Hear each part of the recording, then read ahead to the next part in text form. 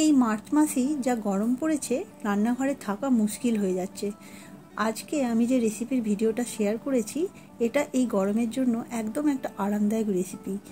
নমস্কার, চলে এসেছি সহজ পাতের আবারও একটা নতুন রেসিপির ভিডিও নিয়ে। আমার সকল বন্ধুদেরকে আমার চ্যানেলে স্বাগত জানাই। তাহলে শুরু করি আজকের রেসিপিটা। প্রথমে নিয়ে নিয়েছি বেশ কিছু গরমের সবজি, যেমন আলু, পটল, রাঙা আলু, বেগুন, ঝিঙে, কুমড়ো, বরবটি, আলু।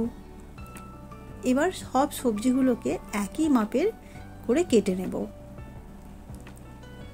একই মাপের করলে এটা দেখতেও ভালো লাগবে, আর সবজি কাটার উপরে রান্নার টেস্টও অনেকটা নির্ভর করে। সবজিগুলো কেটে ভালো করে জল দিয়ে ধুয়ে নেব। ধুয়ে পরিষ্কার করে নিয়েছি যাতে সবজির মধ্যে কোনো রকম দাগ না থাকে। আর এখানে মশলা রেখে দিয়েছি, খুবই সামান্য মশলা, এটা দিয়েই রান্না হবে। নিয়ে নিচ্ছি কালো জিরে, আর দিচ্ছি রাঁধুনি, আর 3-4টে কাঁচা লঙ্কা। যতটা পরিমাণে রান্না করবেন সেই অনুযায়ী মশলাও কম বেশি হবে। এবার অল্প একটু জল দিয়ে খুব মিহি করে মশলাটা বেটে নেব। মশলা বেটে নিয়েছি, আর কয়েকটা কাঁচা লঙ্কা এখানে রেডি করে রেখেছি। এবার কড়াইয়ের মধ্যে বেশ কিছুটা সর্ষের তেল দিয়ে দিচ্ছি কালো জিরে, আর দিয়ে দিচ্ছি চেরা কাঁচা লঙ্কা। যেহেতু এটা মরিচ ঝোল তাই কাঁচা লঙ্কাটা একটু বেশি লাগছে।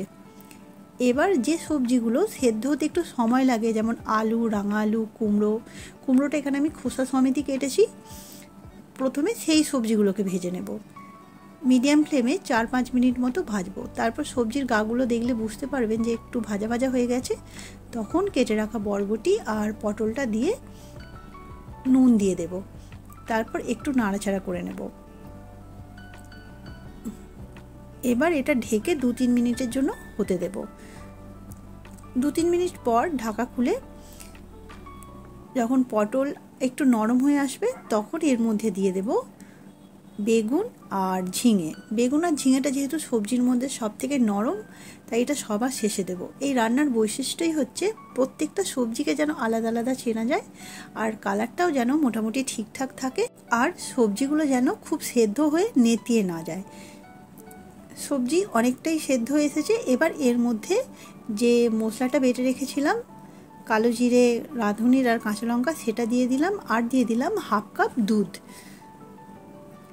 এবার পরিমাণ মতো জল দিয়ে দিচ্ছি। যেহেতু এটা ঝোল তাই জলটা একটু বেশিই দিচ্ছি। এবার দিলাম একটু চিনি, আর স্বাদ অনুযায়ী আর একটু নুন। এবার সব কিছু মিশিয়ে নিয়ে এটাকে সেদ্ধ হতে বসিয়ে দেব। যখন প্রায় সেদ্ধ হয়েই আসবে, দেখুন সেদ্ধ হয়েই গেছে, একটা আলু ভেঙে দেখিয়ে দিলাম। এবার এর মধ্যে দিয়ে দেব ঘি। খুবই সহজ একটা রান্না, নামমাত্র উপকরণ দিয়ে এটা তৈরি হয়ে যায়। খেতেও খুব সুস্বাদু, আর এই গরমের জন্য খুবই আরামদায়ক। আমার বাড়িতে তো এটা আমি প্রায় করে থাকি গরমের সময়। ব্যাস, আর কিছুই না। এবার গ্যাসের ফ্লেমটা অফ করে এটা 5-10 মিনিট ঢেকে গরম ভাতে পরিবেশন করতে হবে। এতক্ষণ পর্যন্ত যারা ভিডিওটা দেখছিলেন তাদেরকে অসংখ্য ধন্যবাদ। এই গরমে সবাই খুব ভালো থাকবেন, বেশি করে জল খাবেন। এখনকার মতো আসি, টাটা।